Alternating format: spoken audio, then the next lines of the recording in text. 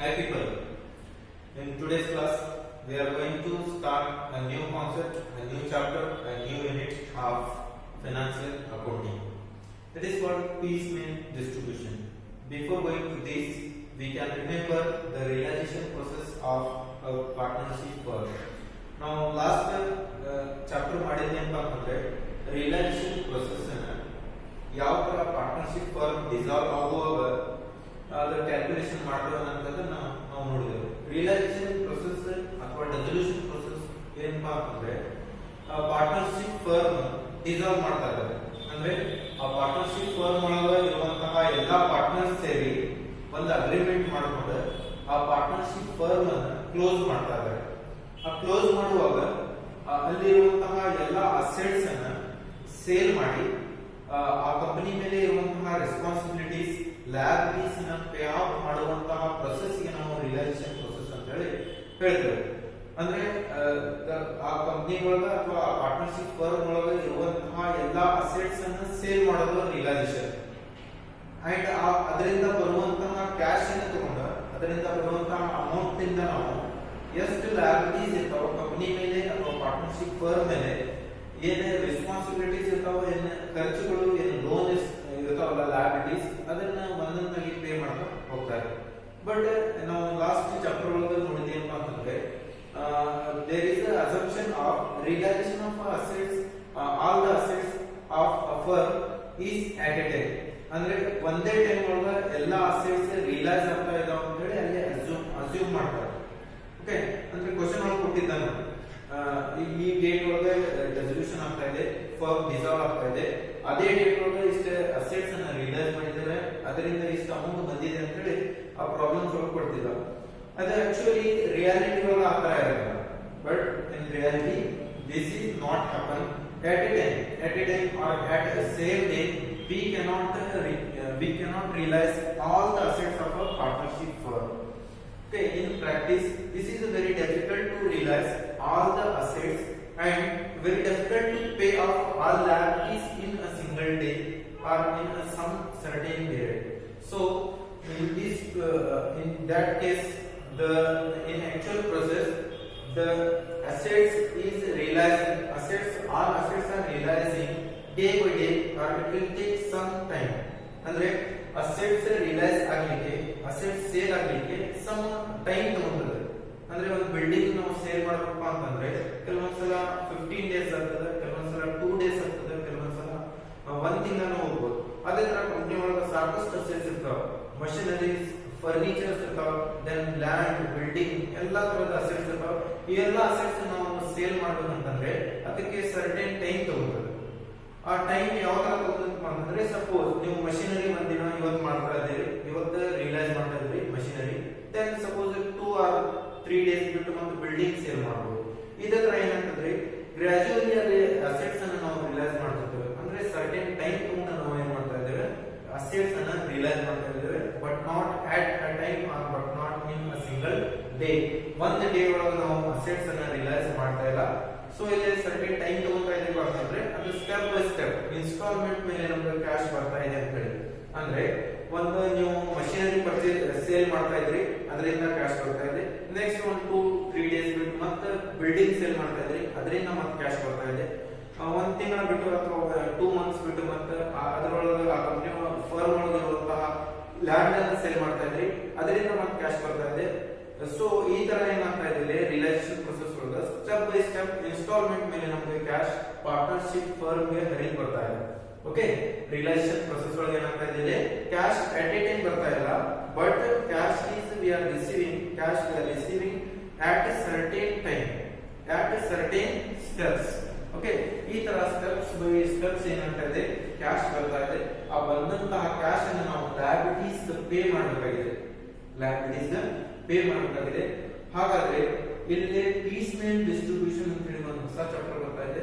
ಅದಕ್ಕೆ ಮತ್ತೆ relation process ಗೆ ಏನು ರಿಲೇಷನ್ ಇದೆಪ್ಪ ಅಂತಂದ್ರೆ see by the meaning of piecemeal distribution. ನಿಮ್ಗೆ ಒಂದ್ಸಲ ಮೀನಿಂಗ್ ಹೇಳ್ಬಿಟ್ರೆ ಕ್ಲಿಯರ್ ಆಗ್ತದೆ ಯಾಕೆ ನಾವು ಪೀಸ್ಮೇಲ್ ಡಿಸ್ಟ್ರಿಬ್ಯೂಷನ್ ಮತ್ತೆ ರಿಯಲೈಸೇಷನ್ ಪ್ರೊಸೆಸ್ ಗೆ ಯಾಕೆ ಲಿಂಕ್ ಮಾಡ್ತಾ ಇದ್ದೀವಿ ಅಂತ ಹೇಳಿ. So first take it out. Gradual realization of assets one by one or part by part and as and when cash is received, it is distributed among the various creditors, means liabilities, and then the partners in some particular order without waiting for realization of all the assets of the firm. Andre gradual realization of assets one by one or part by part. Gradual realization of assets andre certain assets, ಕೆಲವೊಂದು assets ಕೆಲವೊಂದು ಸಲ sale ಆಗ್ತಿರ್ತಾವ, then ಕೆಲವೊಂದು assets ಮತ್ತೊಂದು ದಿನ ಬಿಟ್ಟು sale ಆಗ್ತಾವ, ಕೆಲವೊಂದು assets ಮತ್ತೆ ಸ್ವಲ್ಪ ದಿನ ಬಿಟ್ಟು ಈ ತರ ರಿಲೈಸ್ ಆಗ್ತಾವ. That is what gradual realisation of assets. Assets one by one ಕೂಡ ಆಗಬಹುದು, ಪಾರ್ಟ್ ಬೈ ಪಾರ್ಟ್ ಕೂಡ ಆಗಬಹುದು. ಬಿಲ್ಡಿಂಗ್ ಒಂದು ರೂಮ್ ಸೇಲ್ ಆಗಿದ್ರೆ ಇನ್ನೊಂದು ರೂಮ್ ಸೇಲ್ ಆಗಿರಲಿಲ್ಲ, ಒಂದು ಮಷಿನರಿ ಸೇಲ್ ಆಗಿದ್ರೆ ಇನ್ನೊಂದು ಮಷಿನರಿ ಸೇಲ್ ಆಗಿರಲಿಲ್ಲ. ಇದೇ ತರ ಒಂದು ಪಾರ್ಟ್ ಅನ್ನು ನಾವು ಇವತ್ತು ಸೇಲ್ ಮಾಡಿದ್ರೆ ಇನ್ನೊಂದು ಪಾರ್ಟ್ ಅನ್ನು ಮತ್ತೊಂದು ದಿನ ಸೇಲ್ ಮಾಡ್ತಾ ಇದ್ದೀವಿ. So this is what gradual realisation of assets one by one or part by part, and as and when the cash is received from this realization process. ಅಂದ್ರೆ cash ನಾವು ಯಾವಾಗ as and when ಅಂದ್ರೆ ಈ realization process ಇಂದ assets ಅನ್ನು sale ಮಾಡೋದ್ರಿಂದ ಯಾವಾಗ ನಮಗೆ cash ಬರ್ತಾ ಇದೆಯೋ, as and when we are receiving cash, it is distributed among the various creditors. ಆ ಪಾರ್ಟ್ನರ್ಶಿಪ್ ಫರ್ಮ್ ಒಳಗಿರುವಂತಹ liabilities ಅನ್ನು ಪೇ ಮಾಡಬೇಕಾಗಿದೆ. ಯಾವ ತರ liabilities ಪೇ ಮಾಡ್ತಾ ಇದ್ದಾರೆ ಅಂದ್ರೆ liabilities are paying as and when we are receiving the cash from realization process. So liabilities, creditors are nothing but liabilities. Liabilities ಒಳಗೆ ಏನೇನು ನೋಡಿದ್ವಿ, liabilities ಒಳಗೆ outside liabilities and inside liabilities ಕೂಡ ಬರ್ತದೆ. Creditors only not means here only creditors. Creditor means here liabilities. Liabilities means again outside liabilities and inside liabilities. outside liabilities ಒಳಗೆ creditors, bills payable, bank loan ಇವೆಲ್ಲ ಬರ್ತದೆ. inside liabilities ಒಳಗೆ partners capital ಕೂಡ ನಮಗೆ partnership firm ಮೇಲೆ liability ಇರುತ್ತೆ, ಅದನ್ನು ಕೂಡ ವಾಪಸ್ ಪೇ ಮಾಡಬೇಕಿದೆ. So we are paying liabilities as and when cash is received by the realization process and without waiting, and then the partners some particular order ಅಂದ್ರೆ ಅವರ ಪಾರ್ಟ್ನರ್ಸ್ ಕ್ಯಾಪಿಟಲ್ ಅನ್ನ particular order ಒಳಗೆ ನಾವು ಅವರಿಗೆ ಪೇ ಮಾಡಬೇಕಿದೆ. without waiting for realization of all the assets of the firm. ಅಂದ್ರೆ ಎಲ್ಲಾ assets realise ಆಗಲಿ ಅಂತ ಹೇಳಿ ವೇಟ್ ಮಾಡ್ಕೊಂತ ಕೊಡಂಗಿಲ್ಲ. ಯಾವ ಅಸೆಟ್ ಯಾವಾಗ ರಿಯಲೈಸ್ ಆಗ್ತದೋ ಅದರಿಂದ ಏನು ಕ್ಯಾಶ್ ಬರ್ತದಲ್ಲ ಅದನ್ನ ನಾವು ಎಷ್ಟು ಕ್ರೆಡಿಟರ್ಸ್ ಅಂದ್ರೆ ನಮ್ಮ ಕಡೆ liabilities ಏನಿರ್ತದಲ್ಲ ಅದಕ್ಕೆ ಪೇ ಮಾಡ್ಕೊಂತ ಬಂದ್ಬಿಡೋದು. Okay, without waiting of all assets realization. Okay, this process is called piecemeal distribution. Piecemeal distribution means gradual realization of assets one by one or part by part, and as and when cash is received, it is distributed among the various creditors, is nothing but various liabilities, and then the partner in some particular order means the partner's capital.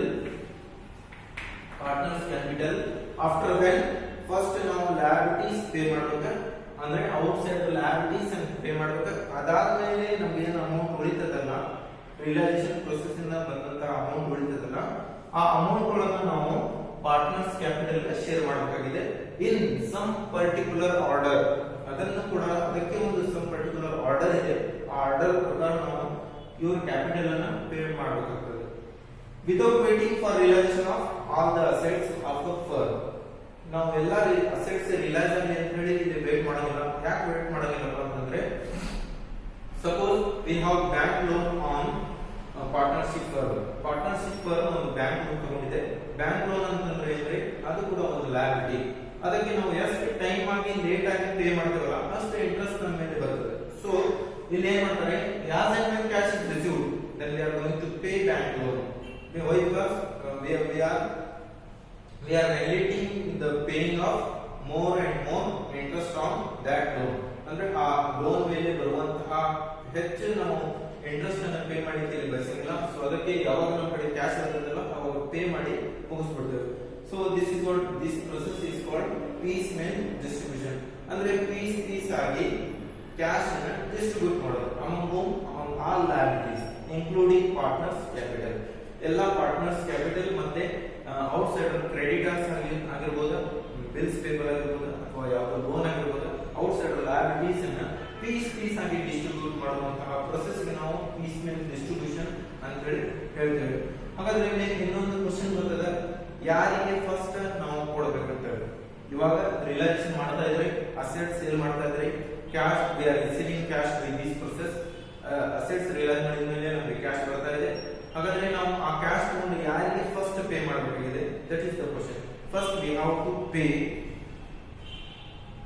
ಇದನ್ನು ಕೂಡ ಬರೋಬ್ಬರಿ. The following is order of distribution of cash. The following is order of distribution of cash as and when it is received. ಹಾಗಾದ್ರೆ ಆ order ಯಾವುದಿದೆ, ಆ sequence ಯಾವ ತರ ಇದೆ, ಫಸ್ಟ್ ನಾವು ಬಂದಂತ ಕ್ಯಾಶ್ ಒಳಗೆ ಯಾರಿಗೆ ಪೇ ಮಾಡಬೇಕಾಗಿದೆ ನೋಡ್ರಿ.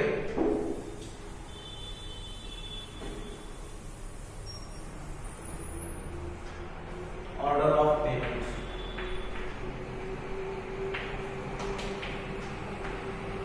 Order of payment. First, we have to pay outside liabilities. We have to pay outside liabilities. Then we need to pay partners loan. Partners loan. Then lastly, partners capitals. Partners capitals. First ನೋಡ್ರಿ, realisation process ಇಂದ cash ಬರ್ತಾ ಇದೆ, ಅದು ಕೂಡ ಗ್ರಾಜುಯಲಿ ಬರ್ತಾ ಇದೆ, at a time ಬರ್ತಾ ಇಲ್ಲ.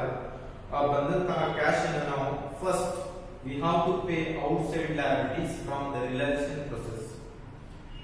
ರಿಯಲೈಸೇಷನ್ ಪ್ರೊಸೆಸ್ ಆದಂತಹ ಸಮಯದಾಗ ನಮಗೆ ಕ್ಯಾಶ್ ಏನಾದರೂ ಬಂತಂದ್ರೆ ಫಸ್ಟ್ ನಾವು ಔಟ್ಸೈಡ್ ಲಯಬಿಲಿಟೀಸ್ ಅನ್ನು ಪೇ ಮಾಡಬೇಕು. Who are outside liabilities? Outside liabilities may consist creditors, bills payables, bank loan, bills payable or trade payables, you can say that, and many more. ಇವರೆಲ್ಲ outside liabilities. Okay, ಇವರೇನು ಸುಮ್ಮನೆ ಇಲ್ಲ, partnership close ಆಗ್ತಾ ಇದೆ, ನಮ್ಮ amount ನಮ್ಗೆ ಬೇಕು ಅಂತ ಹೇಳಿ ಇವರು ಫಸ್ಟ್ ಬಂದು ನಿಂತಾರೆ. So we need to pay first outside liabilities. Outside ಯಾರು ಇರ್ತಾರಲ್ಲ ಅವರು ನಾವು ಫಸ್ಟ್ ಪೇ ಮಾಡಬೇಕಾಗಿದೆ. ಹಾಗಾದ್ರೆ ಸಪೋಸ್ ನಮ್ಮ ಕಡೆ ಫಸ್ಟ್ 10,000 rupees ಬರ್ತಾ ಇದೆ. 10,000 rupees ಬರ್ತಾ ಇದೆ ರಿಯಲೈಸೇಷನ್ ಮಾಡಿದ್ಮೇಲೆ, ಅಸೆಟ್ಸ್ ಅನ್ನ ರಿಯಲೈಸ್ ಮಾಡಿದ್ಮೇಲೆ 10,000 rupees ಬರ್ತಾ ಇದೆ. ಬಟ್ ನಾವು ಇವರಿಗೆ 10,000 and 10,000 rupees ಪೇ ಮಾಡಬೇಕು. ಮೂರು ಜನ ಏನಿದಾರೆ, they all are outside liabilities, but we have only 10,000 rupees out of these 30,000. ನಾವು 30,000 rupees ಪೇ ಮಾಡಬೇಕಾಗಿದೆ, ಬಟ್ ನಮ್ಮ ಕಡೆ ಎಷ್ಟಿದೆ? 10,000 rupees ಇದೆ. ಇಂತಹ ಪ್ರೋಸೆಸ್ ಒಳಗೆ from the available cash we are going to distribute piece of cash to these liabilities from the realization process is called piecemeal distribution. ಆ 10,000 rupees ಒಳಗೆ ನಾವು ಪೀಸ್ ಆಗಿ ಏನ್ ಮಾಡ್ತೇವೆ? ಡಿವೈಡ್ ಮಾಡಿ ಇವ್ರಿಗೆ ಎಷ್ಟು ಬರ್ತದಲ್ಲ ಇವ್ರ ಕ್ಲೇಮ್ ಅಂದ್ರೆ according to their proportionate ratio, ಇವ್ರ ರೇಷಿಯೋ ತೆಗೆದ್ರೆ ಆ ರೇಷಿಯೋ ಬೇಸ್ ಮೇಲೆ ಇವ್ರಿಗೆ ಎಷ್ಟು ಅಮೌಂಟ್ ಬರ್ತದಲ್ಲ ಆ 10,000 ಒಳಗೆ ಅದನ್ನ ಪೀಸ್ ಆಗಿ ಮಾಡಿ ಡಿಸ್ಟ್ರಿಬ್ಯೂಟ್ ಮಾಡ್ತೇವೆ. ಈಗ ಪ್ರೊಸೆಸ್ ನಾವು ಏನು ಮಾಡ್ತಾ ಇರುತ್ತೆ? Piecemeal distribution. Okay, I think it is clear. Then partners loan. ಕೆಲವೊಂದ್ಸಲ ಏನಾಗ್ತದೆ, in some times partnership firm may get loan from partners. ಅವ್ರದೇ ಪಾರ್ಟ್ನರ್ಸ್ ಇಂದ ಏನ್ ಮಾಡಿರ್ತದೆ? ಪಾರ್ಟ್ನರ್ಶಿಪ್ ಫರ್ಮ್ ಲೋನ್ ತಗೊಂಡಿರ್ತದೆ. ಅದನ್ನ ಏನಾದ್ರು ಲೋನ್ಸ್ ಇದ್ರೆ ಸೆಕೆಂಡ್ ನಾವು ಔಟ್ಸೈಡ್ ಲಯಬಿಲಿಟೀಸ್ ಪೇ ಮಾಡಿದ ನಂತರ ಪಾರ್ಟ್ನರ್ಸ್ ಲೋನ್ ಅನ್ನ ಪೇ ಮಾಡಬೇಕಾಗುತ್ತೆ. Okay, then partners capital. ಇಲ್ಲೇನೂ ಕೂಡ ಸಮಸ್ಯೆ ಬರ್ತದೆ. ಪಾರ್ಟ್ನರ್ಸ್ ಕ್ಯಾಪಿಟಲ್ ಅಂತಂದ್ರೆ ಸಪೋಸ್ ABC 3 ಪಾರ್ಟ್ನರ್ಸ್ ಇದಾರೆ ಅಂತ ಹೇಳಿರ್ತೀವಿ. ಈ 3 ಪಾರ್ಟ್ನರ್ಸ್ ದಿಂದ ರೇಷಿಯೋ ಇದೆ 1:1:1 ಇದೆ. Suppose there are 3 partners A, B, C. Their sharing profit ratio is 1:1:1 ಇದೆ. But their capital investment is 10,000, 20,000, 30,000. ಎಷ್ಟಿದೆ? 10,000 ಇದೆ, 20,000 ಇದೆ and 30,000 rupees ಇದೆ. But this invested capital is not according to their profit sharing ratio. Yes or no? ಈ capital ಏನು investment ಮಾಡಿದಾರಲ್ಲ ಅದು ಅವರ ಪ್ರಾಫಿಟ್ ಶೇರಿಂಗ್ ರೇಷಿಯೋ ಪ್ರಕಾರ ಇಲ್ಲ. ಯಾಕಪ್ಪ ಅಂತಂದ್ರೆ as per their profit sharing ratio they have to contribute equally, but they are not contributed equally. they contributed various amount. ನೋಡ್ರಿ ಇಲ್ಲಿ ಡಿಫರೆಂಟ್ ಅಮೌಂಟ್ ಅವರು ಕಾಂಟ್ರಿಬ್ಯೂಟ್ ಮಾಡಿದ್ದಾರೆ. ಕೆಲವೊಬ್ಬರು ಹೆಚ್ಚಿಗೆ ಅಮೌಂಟ್ ಇಲ್ಲಿ ಏನ್ ಮಾಡ್ತಾ ಇದ್ದಾರೆ, ಇನ್ವೆಸ್ಟ್ಮೆಂಟ್ ಮಾಡ್ತಾ ಇದ್ದಾರೆ. ಅಂದ್ರೆ ಇವರು ಎರಡು ಜನ ಇವ್ರಿಗಿಂತ ಏನ್ ಮಾಡಿದ್ದಾರೆ, ಹೆಚ್ಚಿಗೆ ಮಾಡಿದ್ದಾರೆ. ಇವರು ಎರಡು ಜನಕ್ಕಿಂತ ಇವರು ಏನ್ ಮಾಡಿದ್ದಾರೆ, ಎಕ್ಸೆಸ್ ಅಮೌಂಟ್ ಅನ್ನ ಇದೆ ಕ್ಯಾಪಿಟಲ್ ಇಂಟ್ರೊಡ್ಯೂಸ್ ಮಾಡಿದ್ದಾರೆ, ಕ್ಯಾಪಿಟಲ್ ಇನ್ವೆಸ್ಟ್ಮೆಂಟ್ ಮಾಡಿದ್ದಾರೆ. ಹಾಗಾದ್ರೆ ರೀಪೇಮೆಂಟ್ ಮಾಡುವಾಗ ಈ ಪಾರ್ಟ್ನರ್ಸ್ ಕ್ಯಾಪಿಟಲ್ ಅಮೌಂಟ್ ಅನ್ನ ನಾವು ಪೇ ಮಾಡುವಾಗ ಫಸ್ಟ್ ಯಾರ ಅಮೌಂಟ್ ಹೆಚ್ಚಿಗೆ ಕೊಟ್ಟಿರ್ತಾರೋ, ಯಾರ ಎಕ್ಸೆಸ್ ಕ್ಯಾಪಿಟಲ್ ಇದೆ, ನಾವು ಇದಕ್ಕೆ ಇದೇನು ಹೆಚ್ಚಿಗೆ ಕ್ಯಾಪಿಟಲ್ ಇದೆಯಲ್ಲ ಇದಕ್ಕೆ ನಾವು ಎಕ್ಸೆಸ್ ಕ್ಯಾಪಿಟಲ್ ಅಂತ ಹೇಳಿ ಹೇಳ್ತೇವೆ. ಆ ಎಕ್ಸೆಸ್ ಕ್ಯಾಪಿಟಲ್ ಯಾರಿದೆ ಅವರಿಗೆ ಫಸ್ಟ್ ಪೇ ಮಾಡಬೇಕಾಗಿರ್ತದೆ. ಎಕ್ಸೆಸ್ ಕ್ಯಾಪಿಟಲ್ ಯಾರಿರ್ತದಲ್ಲ ಅವರಿಗೆ ಫಸ್ಟ್ ನಾವು ಪೇ ಮಾಡಬೇಕಾಗ್ತದೆ when we are going to pay partners capital. ಇಲ್ಲೂ ಕೂಡ ಕ್ವೆಶ್ಚನ್ ಬರ್ತದೆ. ಇದರ ಮೇಲೆ ನಿಮಗೆ 5 ಮಾರ್ಕ್ಸ್ ಕ್ವೆಶ್ಚನ್ ಬರ್ತದೆ, problem solution. Okay, next class ಒಳಗೆ ಅದೇ ಹೇಳ್ತೀನಿ ಯಾವ ತರ 5 ಮಾರ್ಕ್ಸ್ ಪ್ರಾಬ್ಲಮ್ ಇದರ ಮೇಲೆ ಸಾಲ್ವ್ ಮಾಡೋದು. Okay, this is theoretical part, this much is enough. ಇಷ್ಟೇ ಇದೆ ಇದರ ಥಿಯರಿ ಪಾರ್ಟ್. ಇದನ್ನ ಒಂದ್ಸಲ ಮೀನಿಂಗ್ ಬರ್ಕೋರಿ, ದೆನ್ ಆರ್ಡರ್ ಆಫ್ ಪೇಮೆಂಟ್ ಕೂಡ ಬರ್ಕೋರಿ, ದೆನ್ ಔಟ್ ಸೈಡ್ ಲ್ಯಾಬಿಲಿಟೀಸ್ ಒಳಗೆ ಯಾರು ಬರ್ತಾರೆ ಅದನ್ನ ನೋಡ್ಕೋರಿ. ಪಾರ್ಟ್ನರ್ಸ್ ಲೋನ್ ಅಂದ್ರೆ ಏನು ಅಂತ ಹೇಳಿ ಒಂದ್ಸಲ ಗೂಗಲ್ ಮಾಡಿ ಸಿಗ್ತದೆ. ಪಾರ್ಟ್ನರ್ಸ್ ಕ್ಯಾಪಿಟಲ್ ಅಂದ್ರೆ ಆಕ್ಚುಲಿ ಮೀನಿಂಗ್ ಗೊತ್ತಿಲ್ಲಪ್ಪ ಅಂತಂದ್ರೆ ಇದನ್ನ ಕೂಡ ಗೂಗಲ್ ಮಾಡಿ ಸಿಗ್ತದೆ. Okay, see you next class with a problematical solution.